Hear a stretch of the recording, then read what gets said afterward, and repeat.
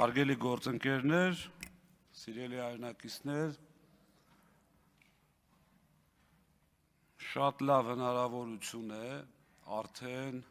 1 տարի, 1 ամիս հեծի հետ կապված ձգվող այդ հակաօրինական, չգիտեմ,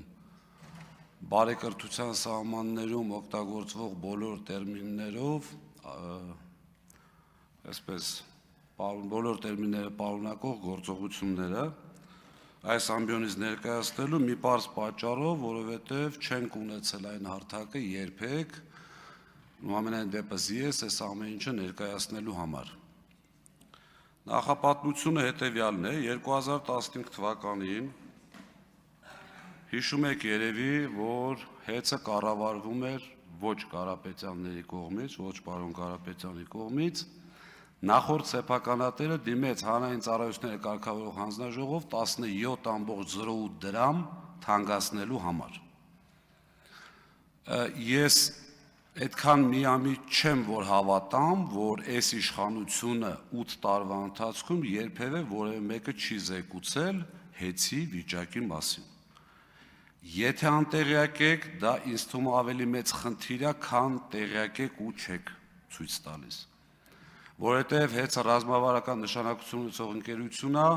բնականաբար պետք է տեղյակ լինեի գոնե հատուկ ծառայությունների միջոցով։ Ինչ է կատարվել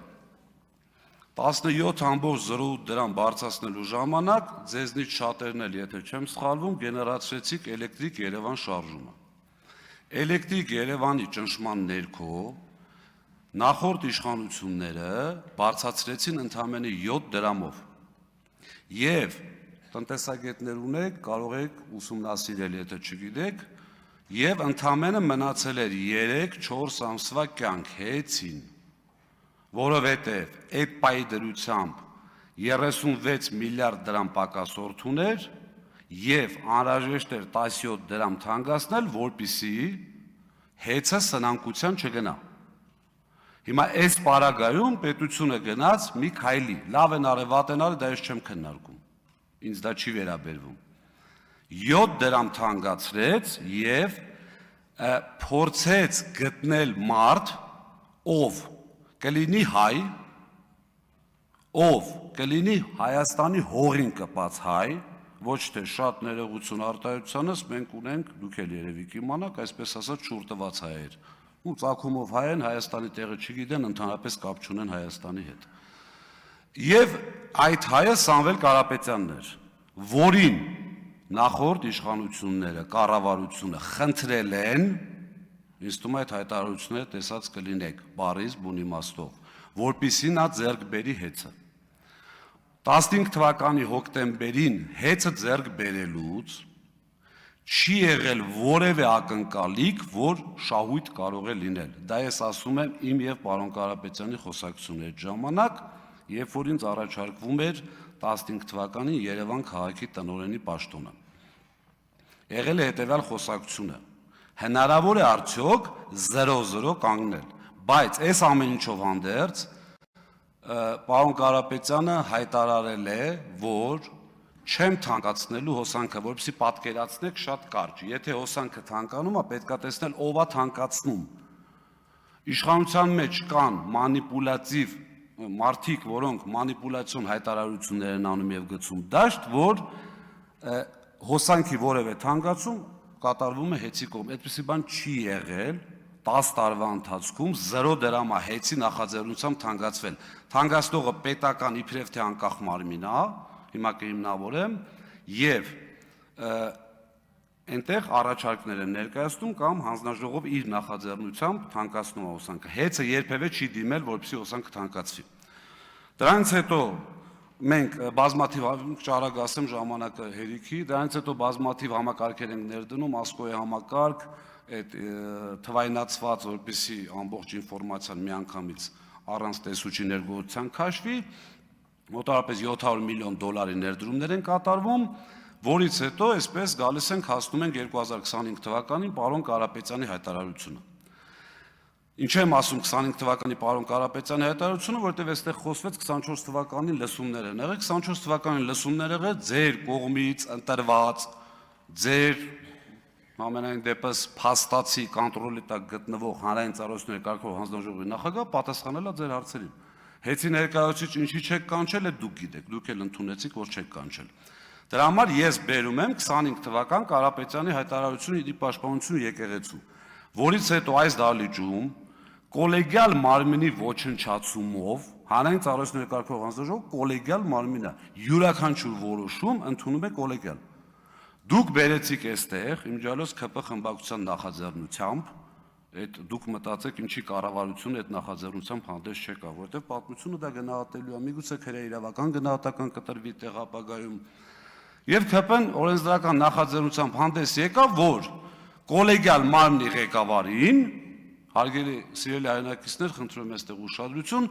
տալ առանձին լիազորություն, տկենի նամակի հիման վրա, այնտեղ, եթե չեմ սխալվում, 3-4 կետ է տալիս, այսպես թույլից միջև ուժեղ, ընդհանուր կառավարիչ նշանակել։ Մի անձին է նշանակել կառավարիչ, եւ բնականաբար այդպես է պետք է լիներ, տկենը նամակը գրեց 9 կետով, հետո հանրային ծառայությունների կարգավորող հանձնաժողով լիցենզիայի զրկման ժամանակ այդ 9 կետից չեմ հիշում, եթե եկած է լինի 1-2 կետ եկած լինի, բլանցածը դուրս եկավ եւ ընտրվեց ամենա, այսպես ասած, ես ռուսերեն ասեմ, ինչ ուզում եք, ում հետ ուզում եք կապեք, դա ձեր խնդիրն է, սա կոչվում է ռեյդերսկի զախվատ, որովհետեւ վերցրեցին մարդու սեփականության վրա բերեցին, օրենքը փոխեցին, մեծամասնություն իրենց տակ կառավարիչը նշանակեցին, բերեցին իշխող կուսակցության վարչության անդամ նշանակեցին այդտեղ կառավարիչ ու ասեցին, որ դու պետք է ենթարկվես ԿՊ հասարակ անդամի, որը այդ անդամակցությունը դադարեցրել է, որ դառնա հանձնաժողովի նախագահ, որը հնարավոր չէ, դուք էլ լավ գիտեք։ Եվ այդտեղ այնուհետև եկավ նոյեմբեր ամիսը, լիցենզիայի զրկումը, այնտեղ օրեր է տևել, շատ կարճ էին ուզում ավարտեն, հետո էլ հայտարարում են երկար քննարկեցինք, եթե ուշադիր եղած ելնեք կամ ձեզ հետաքրքիր եղած ելնի, ամենայն դեպս մեր հայրենակիցներից շատերից ես ստացել եմ այդ ինֆորմացիան, որ բավականին ուշադիր նայել են եւ այդ հայտարարությունը պատկերացնում էին։ Որոշումը պատրաստ դրած, ես այնտեղ հայտարարել եմ, գոնե գնայիք խորհրդակցեիք։ Նիստը վերջացավ թե չէ, միանգամից քվեարկեցին։ Որևէ այսպես նորմալ բան չասվեց, որից հետո լիցենզիայից զրկեցին, մենք գնացինք վարչական դատարան, արբիտրաժ եւ այլն, Հայաստանի Հանրապետությունը չկատարեց արբիտրաժի որոշումը, որը շատ տրամաբանական էր, այսինքն Հայաստանի Հանրապետությունը խնդրեց, եկավ միացավ ինչ-որ մի հռչակագրի,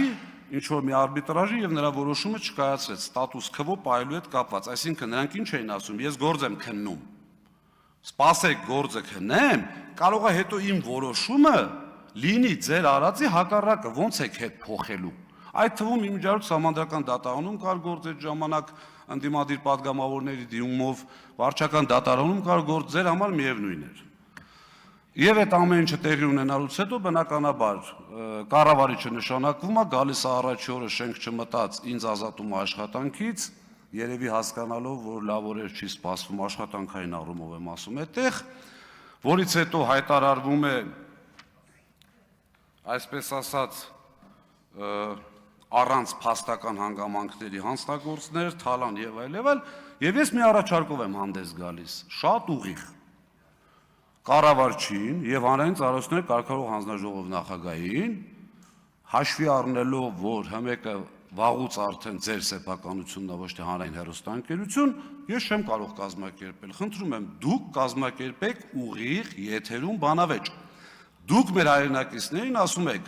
հեծը թալանել են, հեծը էս են արել, իմջոց պարոն Կոնջորյան, բարեկրությունից եք խոսում, դուք ասիք, թե պարոն Ալեքսանյան, այլանդակություններ են կատարվել, ես հիմա այդ գայթակղությունը շատ մեծ է, որ ասեմ, այլանդակությունները որտեղ են կատարվել եւ ում օրոք, բայց ձեռնպահ կմնամ, պարոն Ռուբինյանի հորդորին կհետևեմ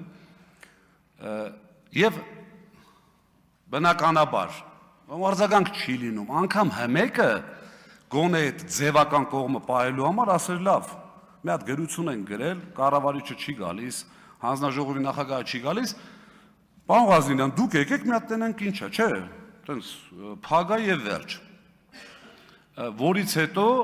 հայտարարվում են բազմաթիվ քրեական գործեր, մենք տեսել ենք, չէ, այստեղ էս շակերտների մեջ տերորիզմի հետ կապված գործերը Բագրատ Սրբազանի հետ կապված մի քանի ամսում արագ գնացին դատարան, բայց ինչ որ հավելագրումների հետ կապված թեմաներ էս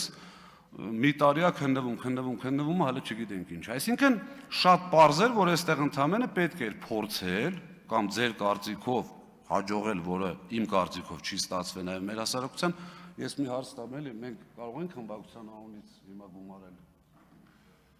Որովհետև Դուք հիմա խոսեք, եթե հիմա խմբակցության ղեկավարն ինձ ասի, որ գրություն կուղարկեն,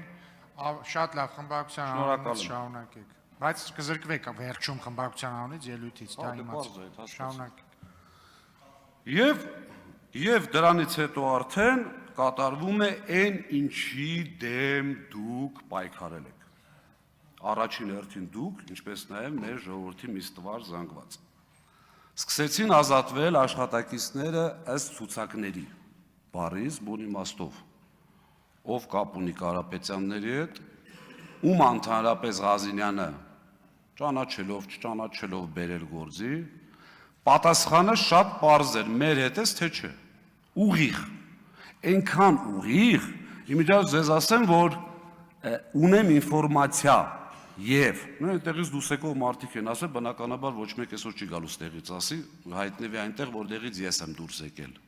շատ արագ, որ կառավարչի սեղանի վրա դրված են եղել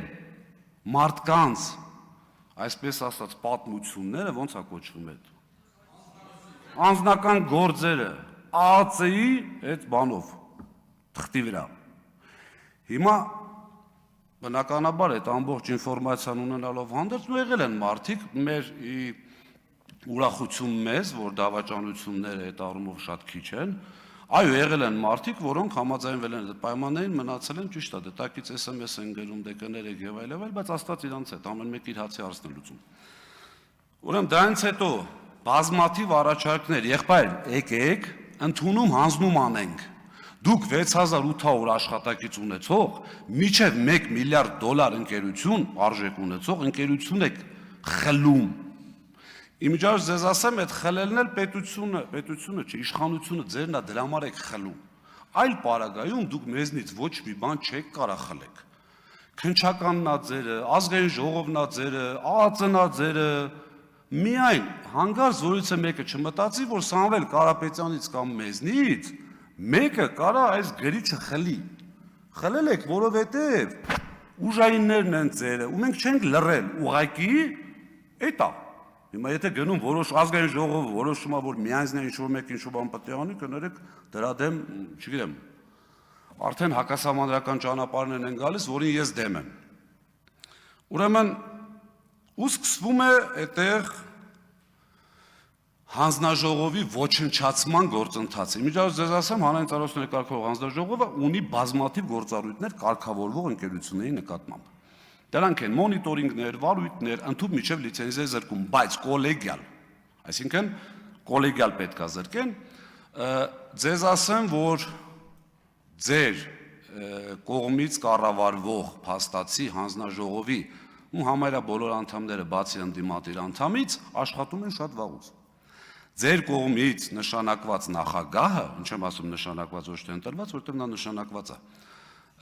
Ձեր կողմից նշանակված նախագահը 20 թվականին, եթե չեմ սխալվում, պատերազմի ընթացքում էլի եղել հանրային ծառայությունների կարգավորող հանձնաժողովի անդամ։ Մենք էլի շփվել ենք իրար հետ։ Երբևէ որևէ անդամ չի այսպիսի մտահոգություններ արտահայտել։ Երբևէ, ասեմ ձեզ ավելին, ապրիլ ամսին իր աշխատասենյակում Մեսրոպին ուղիղ հարց եմ տվել։ Իհարկե աշխատանքային անձնական խոսակցությունը երբեք չեմ բացի, այդտեղ ավելի վատ բաներ կա, բայց չեմ անի երբեք։ Դա իմ համար կարմիր գիծ է։ Ասում եմ Մեսրոպյան, հեծը ինչ վիճակում է գտնվում, ուղիղ տղամարդու պես աչքերին նայելով, կրիտիկական է վիճակը։ Չէ, պարոն Ղազինյան, ինչ եք ասում, ինչ կրիտիկական։ Ասում եմ, բա ինչ ես ուզում, ասում եմ, խնդրում եմ իրար հետ աշխատենք։ Պարոն Կարապետյանին էլ եմ ասել, ասում եմ, ի՞նչ է պատասխանը պարոն Կարապետյան, ասում ասել է սիրով։ Ասում եմ, ես էլ եմ ասում, 20 թվին չենք աշխատել, այդ եկար դարար նախագահ բան փոխվեց, սենց կիսկես կատակ։ Ու մի հետաքրքիր բան էլ ասեմ, սա ինքնագովեշ չընդունեք, ես երկար տարիներ ղեկավարել եմ իրացման ոլորտը, իրացման տնօրինությունը, որը այս ձեր ասած կիլովատի առուք ու վաճառք, հավելագրում եւ այլ, սենց մի քիչ տենց քմծիծաղով երևի թե հաճելի կլներ լսել իմ համար, ընդունում եմ դա, ասի Մեսրոպյան իրացման հետ կապված ինչ ասեր, ասեց իդեալականին մոտ։ Սա ասելա ձեր հանձնաժողովի նախագահ ուղիղ դեմքին ասում եմ, եթե փորձի ժխտի, այլ մանրամասնություններ կարող եմ ասել, որը չի կարող ժխտել։ Այսինքն իմ ասած իմաստը որն է, որ Կարապետյանի եկեղեցուն պաշտպանելուց հետո է սկսես գործընթացը։ Միանշանակ դուք էլ լավ գիտեք, ունեք փող վարչապետ, որը եղել է Արջին բանկի, եթե չեմ սխալվում, կառավարիչ։ Այն ժամանակ հեծ ունեցել է Արջին բանկում վարկ։ Ունեք ԱԱԾ, որը որ օնլայն ռեժիմով ձեզ զեկուցում է ամեն ինչ։ Դոստուկները տված է բոլորին, որը որ չէր կարելի։ ԱԱԾ-ն եթե չի զեկուցել, որ հեծ ինչ վիճակում է եղել կամ եկեք մի այսպիսի հանգամանք, էլի։ Դուք կառավարող ուժ եք, դուք իշխանություն եք։ Եթե ձեր իշխանության գալուց հետո 7 տարի հեծը կարողացել է մասսայական հավելագրումներ անի, հեծը կարողացել է կիլովատի արքու վաճառք անի եւ ձեր ասած թալանն անի, ու շատ ներողություն, խիստ անհրաժեշտություն է դառնում իշխանության փոփոխությունը։ Իմիջիալոց այստեղ տարածքներել մարդիկ կան, որոնք համոզված են բազմաթիվ անգամ շփվել են հեծի հետ եւ տեսել են մեր աշխատանքի որակը։ Եվ մի շատ կարևոր հանգամանք, չեմ ուզում այստեղ շատ երկարացնեմ, բայց բազմաթիվ անգամ մամուլով էլ եւ շատ տեղերով էլ քննարկվել է այն թեման, թե ես ինչ մեթոդներով եմ աշխատում ուղիղ հավելագրման դեմ։ Սա շատ չբարձրաձայնեմ, կուսումնասիրեք, համոզված եմ նաև շատերը գիտեք։ Հիմա դրանից հետո գալիս արդեն այդ հանձնաժողովի իմիջիալոց ձեզ ասեմ, որ տեխնիկական աուդիտի հնարավորություն ունի, ինքը ընտրում աուդիտորին եւ բերում տեխնիկական աուդիտ են անում։ Պետական հանրային ծառայության կարգավորող հանձնաժողովը մինչև 23 թվականն ներառյալ արել է տեխնիկական աուդիտ։ Գումարած դրան հեծը ֆինանսական աուդիտ է արել, ամեն տարի KPMG-ն է արել այդ ֆինանսական աուդիտ։ Այսինքն ձեր տրամաբանությամբ դուրս է գալիս, որ KPMG կլինի, հանձնաժողով կլինի, մյուս ով ուզում ալինի, չէ, իրանք բոլորը սխալ են, դուք ճիշտ, որի վրա ես խիստ կասկածում եմ։ Ուրեմն ասում ենք լավ, Սամվել Կարապետյանը այդ ժամանակ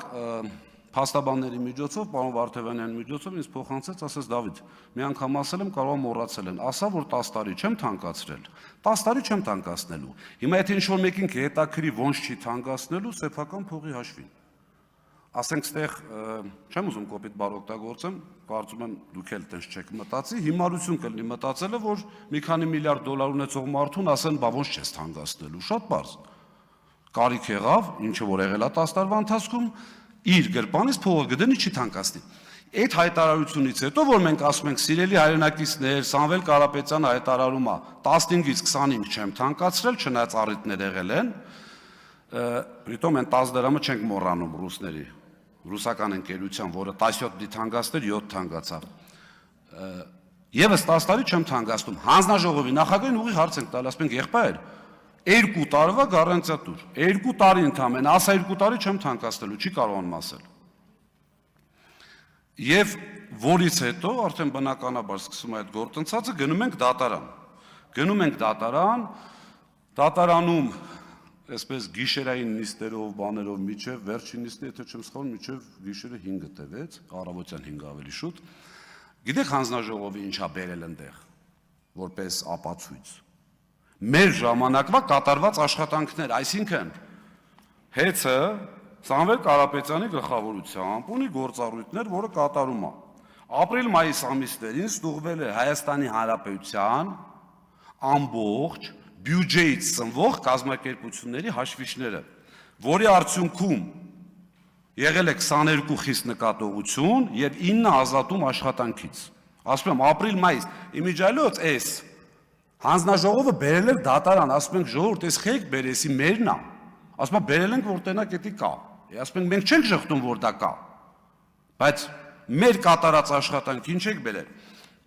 Բերել են Սևան քաղաքում 130 խախտում։ Բացում ենք, դե ապացույցների ուսումնասիրությամբ հետազոտման փուլն է, դատարան ասում է խախտումներ ասեք, բացում են չկա, պարզվում է 130 հաշվիչ ստուգվել է, որից 3-ը ընդամենը ունի խախտում։ Բացում ենք անհատական այդ 3-ը նայենք, պարզվում է 3-ից 2-ի խախտումները կատարվել են օգոստոսին։ Թեղազինյան Դավիթը պուլտով էր այդ անջատումներն անում, թե այդ խախտումներ անում, այդ արդեն չկարողացան ապացուցել։ Բերել են իրանց ժամանակվա կատարված խախտումները։ Եվ հաշվի առնելով, որ ժամանակը շատ քիչ է, վարչական դատարանը ուղիղ հայտարարել է, այսպես չցիտեմ, հեռախոսի մեջ է բառացի, ընդունում հանձնում չկատարելը, որը մեր կողմից էր նշվել, շատ մեծ սխալ է համարվել, որի արդյունքում դատարանը հիմնավորված եւ ապացուցված չի համարում համակարգված հավելագրումներ։ Եվ մի փաստել այնտեղ խոսք գնաց հարկերի մասին, ուրեմն 18 թվականին 9-րդ տեղն ենք եղել, 19 թվականին 11-րդ տեղն ենք եղել, 20 թվականին 13-րդ տեղն ենք եղել, 21 թվականին 15-րդ տեղն ենք եղել, 22 թվականին 13-րդ տեղն ենք եղել, 2023-ին 22-րդ տեղն ենք եղել։ Որևէ ինչ։ Այո, ձեր մոտ կա, պեկից ուզեք տեսեք 1080 տասվայրկյան։ Եվ Սամվել Կարապետյանին մեղադրել որևէ ձևով, որևէ հարկ կամ տուրք չմուծելու մեջ, ժողովուրդ, առնվազն բարոյական չի։